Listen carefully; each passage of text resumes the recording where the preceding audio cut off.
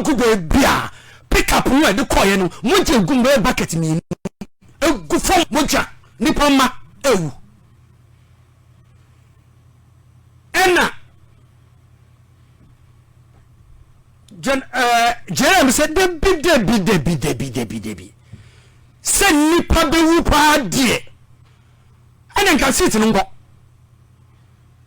na for some people fi Jeremy ho no woni me nipa staff re no afraid to be kwachi former national security coordinator under Jerry John Wallace and afraid no I say wafa me pacho bra na yanko shadie be shadie mami to be kwachi bai obe shadie si wo Ayawaso no all call of asasi jima Lieutenant Colonel and I said then General asasi jima who was a security couple under Jerry Wallace and of me no into one security experts under Jerry Wallace and the advice is what we are seeing, we are not prepared for this war. It was a war and not election. 92.3 it is a press conference now chairman of some of here no ni nifa so na the honorable to be kwachi jina ni nifa so that's right and ni dem kum so asasi jima so major general say can asasi jima e jina ni left side and oh yeah sa press conference no for the withdrawal che then mosquito say it's our election here no pa. He was the campaign chairman of the NDC 2016 and you lose the 1 million votes.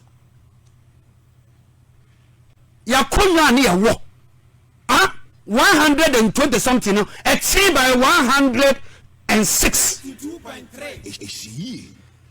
ya kosa by election and MPP 169 seats 169 and NDC 106 and it's a NDC wins our seat no be ka ho about 107 MPP 169 they still control parliaments di enti no nyan seven wo say many people auto f nyan seven say wo say many people because of one seat di enti no say ma NDC comrant you because of one seat na and a press conference when I'm ranting any baba or your draw woman na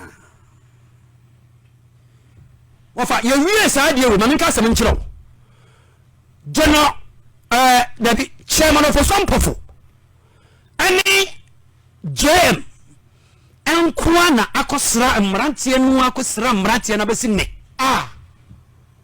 me catch from what on authority no pay what I know when you say General Mosquito has never visited the victims of these people before. Pay what I know. Does it mean say or to for someone want to aso no discontinue? What I mean one wo media mu say asem we see Ayawaso by election is see no. General Mosquito call hospital akosra wo mu prayer no what da 92.3 one who da me be say one who said General Mosquito call hospital akosra wo mu prayer e wa Ayawaso e bo mu tuo no. It could have been so one cop, but or 3 o'clock, no Hunam call. No Hunam for some of any JM. But for your reason, JM call or call be 10,000, 20,000, 5,000 or the child Mirantiano, and my woman, ma. I'm a JM and a share and clophone, a woman paper and Emma. I was school because Papa no only huge maybe. Then be a woman for some people and a cost slow more hospital or qua. Or the provinces who call 10,000, 20,000, 5,000, not the check, or the ma and Mrantian and Mabawa will pray or Ayawaso. As I saw dot party in it. Namanenka and Trua and non politics in tea, General Kai, and Idiomwa. General Mosquito and Kanukre. As some political expedience in the power or penty or pechame. We did general secretary na manafuno no or pe chairman yedi no control party no into the open no into the oka edikan General Mosquito so no the warning chairman of Osampo said Debbie Jaima Mranche no onyanko by election jai now so not to be kwachini assassi Jimani JM John Mahama His Excellency nyina said Debbie pull them out na min shira wo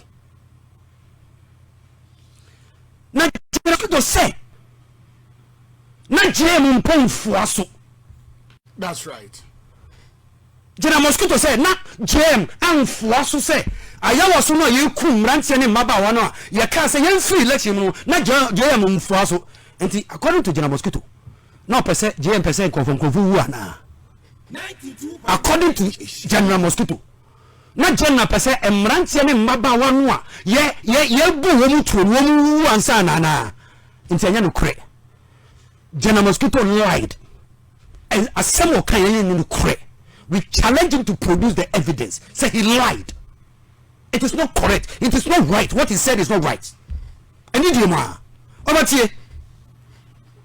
Esan say.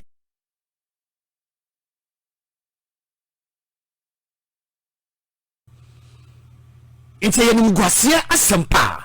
Say NDC no asem. Na General Mosquito person kan. Okokan wo kumase. Asante region.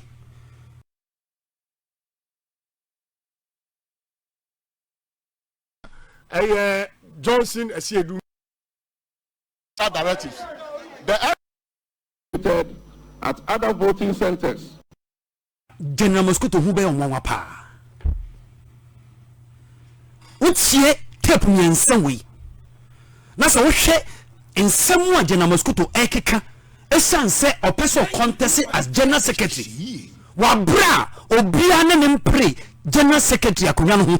Na wajaya to ho se wa bre wajaya akonya na to ho general secretary akonya wajaya to ho se wa bre now so ope chairman di enti or the desperation na nsemu a okeka me be church nsemu ma kire General Mosquito yan kan kire no nchi se eduane a yede makraman no yan fa ma nipa 92.3 nsemu ye kan wo dem no yan kan wo bontene enti ye ho yes say election ni hia pan ni ye ko sa election no a di enti na so tukwan otukwan eda ye to election no pa be no nkunu 9 o'clock na ya bonipa insie tuo etu aka nipa 6 chairman of some for no ye chairman no ene totobi kwachi ni asase jima ene party officials akọ hospital no ayede nkrofo ko gu yo no makọ just to go and see and visit the people omkoye no ni abo abrantie ba ko ne nan ya bo no to say pay and up to now say abrantie ne nan no to be nanti so waka from enti General Mosquito